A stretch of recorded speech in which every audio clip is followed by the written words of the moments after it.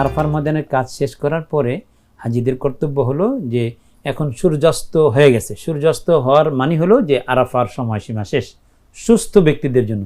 আর যারা অসুস্থ হাসপাতালে আছে বা আসতে পারেনি তাদের জন্য এই রাত মাগরিবের পর থেকে নিয়ে ফজর পর্যন্ত পুরো রাতের কোনো এক সময় যদি আরাফায় ঘুরে যায় তাহলে তাদের হয়ে যাবে, কিন্তু যারা সুস্থ তাদের সময়সীমা শেষ হয়ে গেল।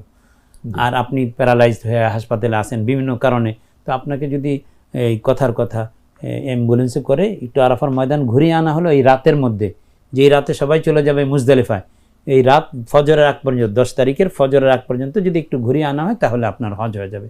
তো যখন কিনা মাগরিবের সময় হয়ে যায় তখন অনেক হাজিরা মনে করেন যে মাগরিবটা পড়ে নেই, কিন্তু আসলে মাগরিবের সালাত এবং এশার সালাত মুজদালিফার ময়দানে যত রাতই হোক, 2টা হোক, 1টা হোক, 12টা হোক, পথেও আদায় করা যাবে না, তো মুজদালিফায় গিয়ে আদায় করতে হবে। তখন আরাফা থেকে মুজদালিফায় যাওয়ার ক্ষেত্রে আসলে কোনো মুআল্লিম বাস দিতে পারেন না। অনেকে নিজস্ব ব্যক্তিগত উদ্যোগে গাড়ি দিয়ে যান, অনেক টাকা লাগে। তো এটার জন্য তরিকুল মুসাদ বা পেডিস্ট্রিয়ান ওয়ে, যারা পায়ে হেঁটে চলাচল করে তাদের জন্য সোজা পথ আছে, ওই পথে 1-1.5 ঘন্টা হাঁটলেই আপনার এই মুজদালিফার ময়দানে চলে যাওয়া যায়। ওখানে গিয়ে খোলা ময়দানে একেবারে রাত কাটানো সুন্নাহ। এরপরে ফজরের নামাজ হয়ে গেলে এরপরে এই সূর্য ওঠার আগ পর্যন্ত 2-4 মিনিট আগ পর্যন্ত ফজরের নামাজ অন্ধকার থাকতে থাকতে পরে ফজর পড়া হয়ে গেলে এরপরে সূর্য ওঠা পর্যন্ত সময়টা মুজদালিফায় অবস্থান করে, এটা হলো ওয়াজিব।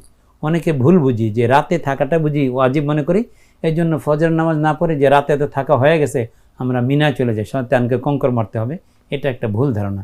বরং আসল ওয়াজিবটা হলো ফজরের সালাত আদায়ের পরে সূর্য উদয় হওয়া পর্যন্ত, এই টাইমটা হলো ওয়াজিব এবং নবী সাল্লাল্লাহু আলাইহি ওয়াসাল্লাম এই সময়টা অবস্থান করেছেন। এই রাতটা লাইলাতুল কদরের চাইতেও বেশি মর্যাদাবান, এই জন্য এই রাতে যথাসম্ভব ক্লান্তি দূর করে কিছু ইবাদত বন্দেগী বেশি বেশি করা।